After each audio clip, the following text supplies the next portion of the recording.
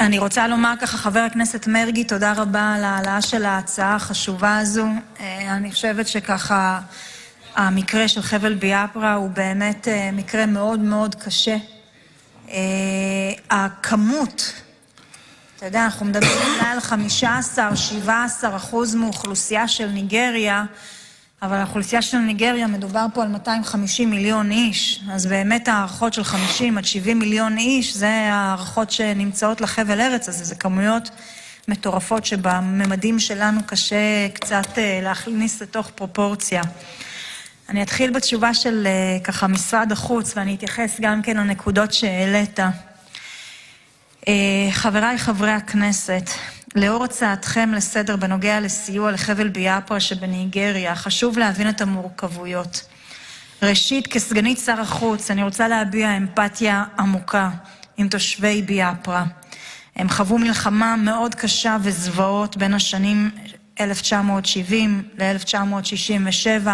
התייחסת למקרים הספציפיים של הרעב והילדים עם הבטן הנפוחה. ולצד זאת, גם היום, עם המאבק הקשה, המקרים הקשים שאנחנו רואים, אני רוצה להביע סולידריות ואכפתיות כלפי הגורל שלהם, כלפי ביטחונם ושלומם. לישראל יש מערכת יחסים דיפלומטית מלאה עם ממשלת ניגריה, ושגרירות תושבת בבירה אבוג'ה, ובכך אנחנו מכבדים את שלמותה הטריטוריאלית ואת ריבונותה של ניגריה, ופועלים אל מול הממשל המקומי הרשמי. יש לציין כי סוגיית ביאפרה היא כיום עניין פוליטי חברתי פנימי בתוך ניגריה. בנוסף, אנחנו מודעים לאתגרים הביטחוניים בניגריה, מתקפות טרור, חטיפות ואלימות. לצערנו זה קיים בכל אזור במדינה. החשוב לדייק, אלו אינם אירועים שמוגדרים כנגד קבוצה מסוימת בלבד או מוגבלים לחבל ביאפרה, זוהי התמודדות לאומית ניגרית מול גורמים מערערי יציבות הפוגעות באזרחים מכל חלקי המדינה ומכל הקבוצות. כמו כן יש לציין כי תנאי המחיה בביאפרה דומים לאלו שבמחוזות רבים אחרים בניגריה ובמדינות אפריקאיות נוספות, ולכן אין מקום להפריד אותם מהמעטפת הכוללת. באשר לסיוע, משרד החוץ בראשות שר החוץ גדעון סער פועל בנושא ההומניטרי באפריקה. בין היתר, רק לאחרונה הענקנו סיוע של מזון, סמיכות, אוהלים ועוד לפליטים מדרום סודן שנמלטו מהמלחמה מסודן. זאת לאור הבקשה האישית של שר החוץ הדרום סודני. מדינה שהיא אכן ידידותית מאוד כלפי מדינת ישראל. עד כה לא התקבלה בקשה מהממשלה הניגרית, וככל שתתקבל בקשה לסיוע במידה ובמדינת ישראל תימצא לנכון להעניק סיוע כזה בניגריה, נפעל בהתאם לכלים העומדים לרשותנו.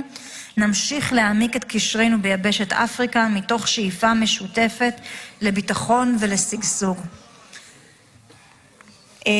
אני אומר ככה, אני יודעת שהנושא הזה קרוב ללבך, חברת הכנסת לימור סון הר מלך, חבר הכנסת מיכאל ביטון, ומאיר כהן, וחשוב לי לומר שהנושא כן נמצא על שולחננו, אנחנו כן עוקבים מקרוב אחרי האירועים האלו.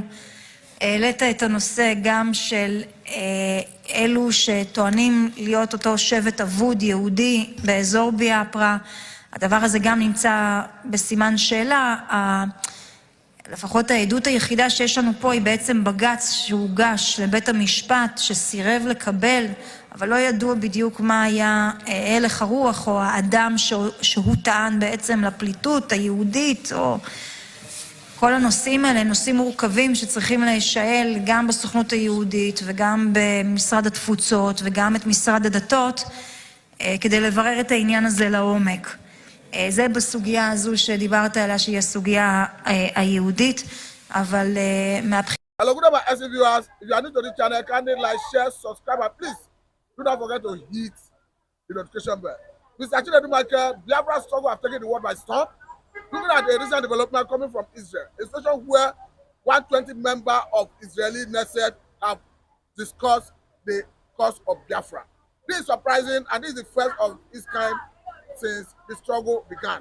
How does it come to you? 85 million. There's a jubilation all over the world now. As you can see, Biafrans all over the world are talking about this breaking news, this latest development. I want to say big congratulations to the struggle, those who got themselves actually involved in this struggle.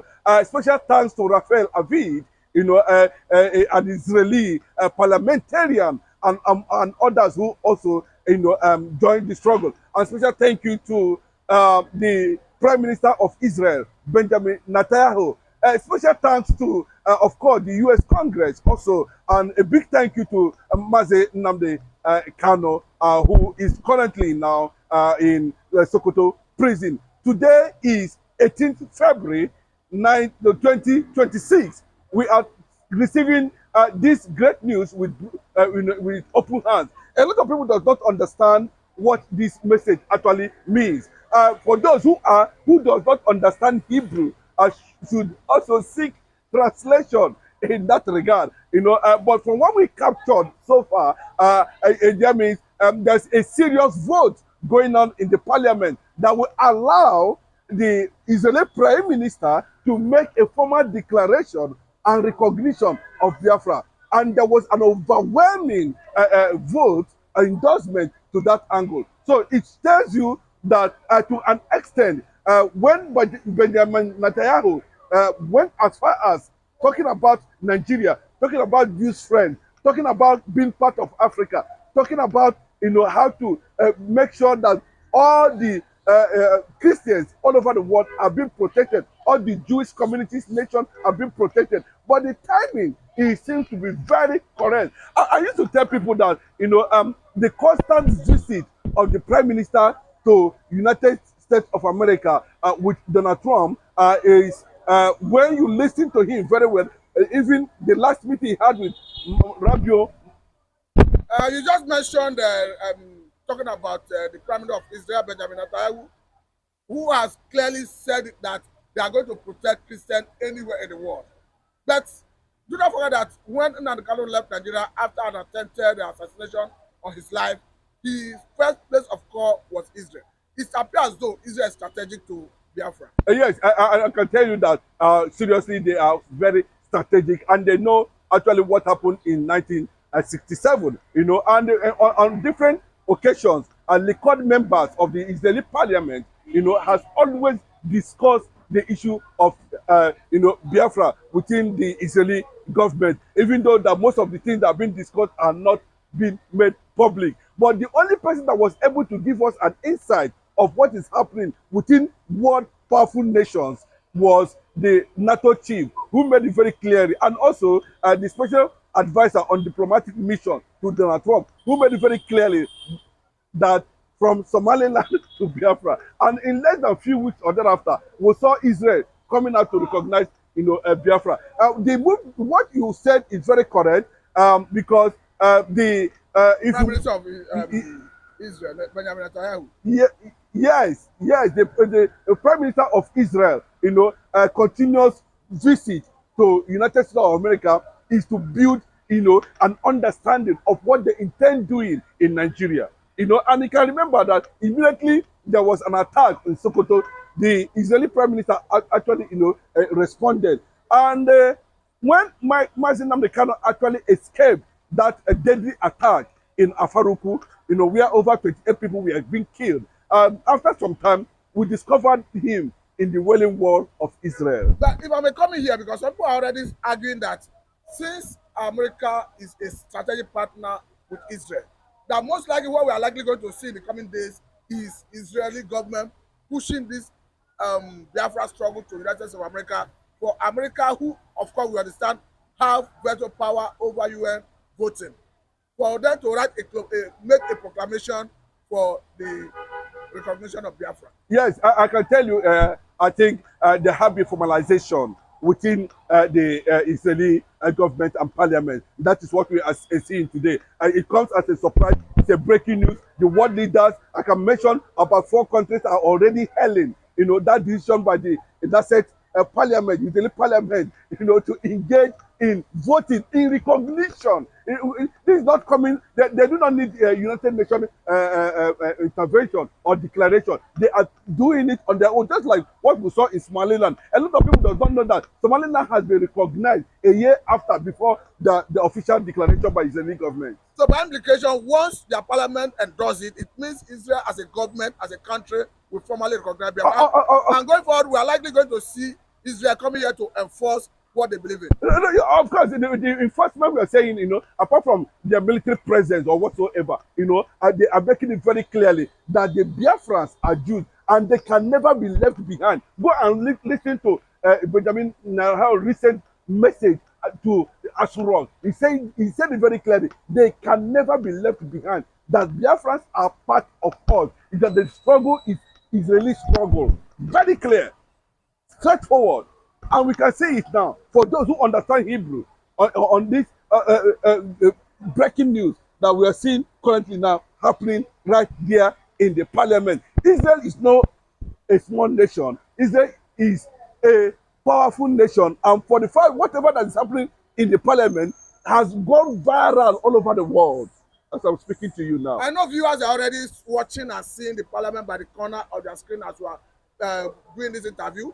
But the issue is, with this, considering that Nnamdi Kanu is still in Sokoto Correctional Center, I believe that anytime soon the Israeli government will likely send delegation to visit him. I used to say it on some of my videos, that I made, that it's going to be like the case of Jackson, Sunday Jackson. There will be no protocol. There will not be anything that's associated to anything. They will just go ahead and do the needful. And what is the needful? Unconditional release. And immediately that is done, Nnamdi Kanu will be flown to UK, US and Israel for formal formalization, because he is the one that is going to lead the path, of Biafran formalization with the international community. And he is the one they are waiting now. Immediately he's being freed, then everything will definitely come into place. Bilaterals, agreement, and every other thing will be. I can tell you,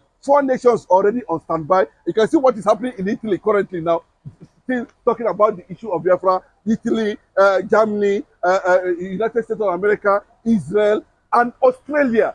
These are nations that are already standby, and they have a powerful, strong will that is the direction to go. I want to say it very clearly that, I should not might feel shocked. No nation at this point in time can actually stand up against Israel's decision to recognize Biafra, because they know the consequences of it. And immediately Benjamin Netanyahu declared that there should be an immediate release of Nnamdi Kanu, or the US government or the congressman. Nigeria would not have any option than to obey.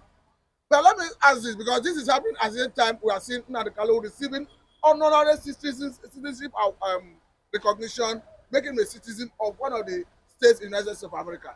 It looks as if, like I asked the other time, that his incarceration is like a blessing in disguise. Yes, I think he has triggered. He has a lot of reactions all over the world, especially the manner of which Omotosho and the federal government under Bola Ahmed Tinubu APC government pronounced that unfortunate judgment against Nnamdi Kanu. The whole thing was like a chain reaction. You can see globally, and since that time, Nigeria has never been able to actually settle that, meaning that they actually tampered with divinity. That what Nnamdi Kanu is carrying is beyond Nigeria, is beyond Bola Ahmed Tinubu, is beyond Omotosho, is beyond what anybody in Nigeria who is against the liberation of the black race. And that is why you see reactions all over Nigeria currently now. People are saying a lot of things and different things. Why the global world are going ahead formalizing it. We don't need any to go all that far, but I want to say it very clearly. The Nigerian government should await what is definitely going to be the decision of the Israeli government at the end of the day. The voting is continuing, and I can tell you there was 85% support, voting endorsement on the recognition and freedom of Nnamdi Kanu. You are talking about the Israeli Knesset of 120 members. In other words, Israeli parliament of 120 members, and we are having up to 80 something in support of Biafra sovereignty. I must say this is overwhelming and this should be an exciting development in all the length and breadth of Biafra. Of course, the news is spreading already. You know, I'm hearing there's massive jubilation in Finland, America, Australia, Italy, Germany, you know, Russia, and the rest of the world. And I believe President Kanu would have gotten a hint of it, you know, and other Biafrans all over the world. We are going to be watching the development as they conclude in that regard. But I want to tell you at this point in time, you know, it was not a negative thing, it was purely a positive thing. And I want to say it's becoming more clearer and real. You know, it's becoming more clearer and real as Biafra movement continue, you know, to take position globally among the international community and world leaders per se. Irrespective of what is happening in the Middle East, we have seen consistently. I remember one of the statements of Benjamin Netanyahu where he said it very clearly, you know, that my meeting with Donald Trump in United States of America has other options. And of course, that he personally is going to advance a certain front. And when the people started asking him, what is the front? You know, he signals the liberation of the black race, Africa, and of course, the endorsement of the first Jewish black nation in the world. And from what I can understand, this is the trajectory he was looking at. Of course, that is what we're talking about. You know, now he has subjected it to the parliament, you know, having a feel of what is happening. And I want to say a big congratulations to these two women, you know, who has already signaled, who have told Biafrans all over the world, calm down, we are working. Very soon, there will be breaking news. They told Biafrans a few weeks ago there's going to be definitely breaking news. And from what we are getting around the world, the same thing. People are saying there's going to be breaking news, and very soon, Biafrans is going to celebrate. And we are beginning to see the handwriting clearly written that the first Jewish black nation is about to anchor, is about to birth. I must say a big thank you for your time. This is a developing story. We hope to have you next time to further this discussion. But for now, thank you very much.